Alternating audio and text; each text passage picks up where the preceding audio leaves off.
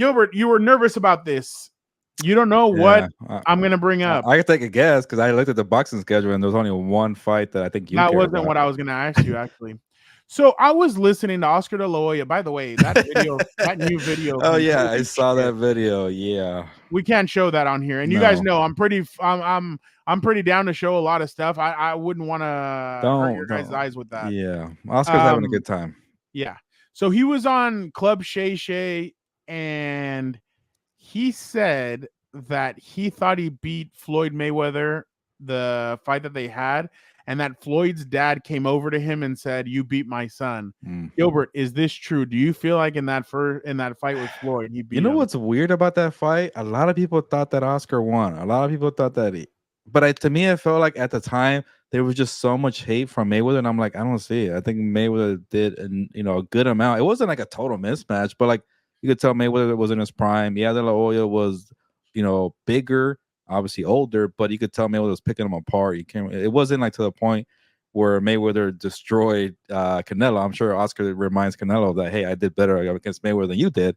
But I don't get this robbery thing where Oscar thought he beat Mayweather. I thought it was flat out clear to me that Mayweather won, and that's why Mayweather went on to become the money man that he was, because I think it was clear. It's just he had no a lot of people with the. Yeah. By the way, I like that Oscar called that Floyd for having the sombrero backwards. Yeah. So he annoyed people with the sombrero and the Mexican flag, which I hate that people keep trying to do it. Like, no, it only happened once with Mayweather. He was smart to do it back then, but everybody wants to come out with the Mexican colors too, gain that Mexican audience or hate because they do watch and they do pay. Shout out to the Mexican boxing fans there.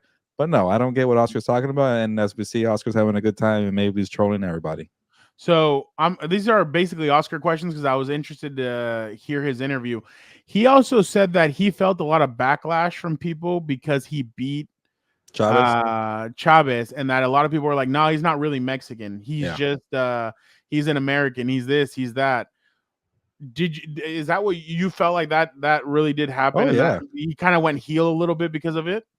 I don't know if he Oscar promoter is a good heel. Oscar the fighter, it just couldn't be a heel because he kind of, I don't know. I shouldn't say this, but he talks a little not tough, Yeah, He yeah, yeah, and he yeah. has a pretty boy face. He won the gold medal. He's a golden boy. He's it's the same thing. Canelo Alvarez gets hate in Mexico because he's too kind of. He's not like, obviously I think Canelo had a rough upbringing, but he's not straight. He's not a rough guy, a tough guy. Yeah. He's more of a pretty boy, like Canelo, obviously things like that. But De La Hoya did get a lot of hate from one because also like it's tough for Mexican American. What's that line that's Edward James almost said in Selena? You're not Mexican enough for the Mexicans. You're not American enough for American. the Americans. So you're like in the middle, right? And then when you throw in the whole pretty boy thing for Oscar, and then you go beat the legend Chavez Sr. the way you did two times, and I don't think I remember the first fight, Fernando, but I remember the second one. I just remember all the uncles and my grandpa, all the older Mexicans, man. They really wanted Chavez to win. They hated De La Hoya. And I'm like in the corner, like, go De La Hoya, because he's Mexican American. He grew up Yeah, yeah. nearby East LA, and I was going for him. And when he won the fight, I was talking crap, like, yeah, my guy won, even though I wasn't calling him my guy at the time. But that's how vicious it was, the rivalry. But Chavez was on the way out and things like that. And also De La Hoya was older. It just happens. But I thought that was a big moment in boxing history where the torch was passed to the next iconic star. He obviously he's not from Mexico, but I think we're getting to that point where Mexican Americans are, I guess, considered good enough to be in the eye of like the pay-per-view fights in Mexico. I'm sorry, Mexican audience. Like, I think De La Hoya did a good job, even though he was hated and he wasn't born in Mexico. He was a big time pay-per-view draw. Mexican Independence Weekend, Cinco de Mayo. He did that, and he wasn't born in Mexico. Dante was telling me that in the first one that everybody knew that Chavez was told not to fight that Oh yeah, he had a gash, and that Oscar knew it and that he just went at that gash the whole time.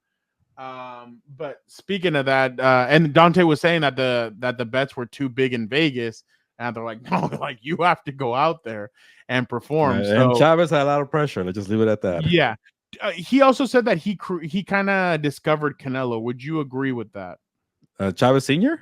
No, no, no, no. Oh, Oscar. No, I thought because a lot when during the time I was working in Las Vegas covering boxing, that was after Mayweather retired and Canelo started becoming the face of boxing. So there was a lot of stories about his profile. And everything I got was like this guy. People hated Canelo because I'm forgetting the channels, but it was La Azteca and Televisa, the two main Yeah, yeah, networks yeah, there. yeah, yeah, They were yeah. just putting this guy on TV like crazy. He was on their TV screens so much that people hated the guy. He was on there a lot. So his profile was already built. And remember, even at that presser with Munguia, where like, I made Canelo. Like, no, I made myself. I believe Canelo because all those Mexican media kept talking about Canelo, Canelo, Canelo. And that's why when the second that De La Hoya got him, he put him in big time fights when he was 20 years old because he already had a profile. Like everybody wanted to see him. And I remember at the time it was between Chavez Jr. and Canelo, who's gonna be the next star. And obviously Canelo beat Chavez Jr. Well, not in the fight, but in the profile and building your resume and your career. There was one night where they both fought on the same time in Las Vegas, like maybe 2 miles apart from each other, and Canelo had the better fight. He also said that he's the one that told Canelo, "You need to start speaking English."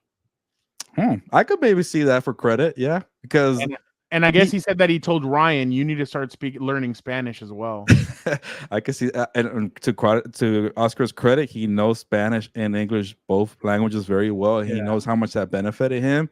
And yeah, Ryan doesn't even try. And to Canelo's credit, he's become like a different star, like a different level. And like he's a TikTok star, man. This new generation just loves the accent and him talking crap in English. That's funny. Can Good one of the questions, by the Vargas way, kids? Fernando. I like these conversations about Oscar De La Hoya and Canelo. Oh, well, and I was listening to the interview, and I wanted to do this last week, but then I was like, "Oh, well, wait till this week." And I felt like it was a good time. Can one of the Vargas kids be the next Mexican American to sell boxing? Emiliano? Yeah, he was a friend of the show, and Yeah. like we admitted, we weren't too familiar with the Vargas family, and then we saw Emiliano fight, and like, oh, this guy's really good. Obviously, that fight with Amado and Sean Garcia, that was an entertaining fight. So okay, these guys are getting on my radar. They're not obviously in the championship level fights, but I think Emiliano, who's 20 years old, right, could maybe get there like in 3 to 4 years. So I could definitely see that knockout he had. I think maybe a week before we talked to him was vicious, man. Yeah, I think him and Ryan Garcia took a picture at the Hey, that could be a good fight in 3 or 4 years. Yeah, that would be interesting. And I think at that point, Emiliano will probably win because I think Garcia might be a little older by then. What, like with Oscar, like he's going around and kind of talking a little like, so when asked about Ryan Garcia, I think this was on PBD, on Patrick Bet-David's show. He said that Ryan needs somebody that's going to be in his ear to look after him. Isn't that kind of his job in a sense? Or Oscar said that? Yeah. Yeah, it definitely is. But like we all remember when he lost to Gervonta Davis, Oscar was nowhere to be found. The thing with Oscar, like, this is a serious topic, but like sometimes he has his moments where he's not doing well mentally and with the other stuff, the recreational use, and he needs to check out, and he has to, he has to figure himself out. So he's not really maybe people know what they sign up with Oscar. Like he's a good promoter. I think he's one of the best promoters in the game. Yeah. He's very entertaining. He knows how to sell a fight. He's annoying. He's talkative. He's charming at times. He has his legacy. So maybe that's why you go work for the guy. But then you hear the horror stories about the business side. Maybe Canelo accusing him of taking money, and then also his personal demons and issues. Like I think you kind of know what you get with Oscar at this point. If you want the profile and the fame, but yeah, I don't. Oscar should definitely be the one telling him, "Hey, stop listening to people." And I think Ryan fired his manager. He's fired a good amount of people. Maybe he's on the right path. I don't know. You know, it's funny. We haven't had a Canelo type of prospect in years. Dude was knocking grown men out at 14. Yeah, he said his friends would make him fight. His brothers would make him fight kids that were their age. Oh yeah, he had like 8 brothers, right? And they all fought. Yeah. And they also fight in TJ and stuff like that. By the way, there's some interesting fights in TJ. Maybe one day we should make our way. There was 2 names that Dante told me about, but I can't remember who they are.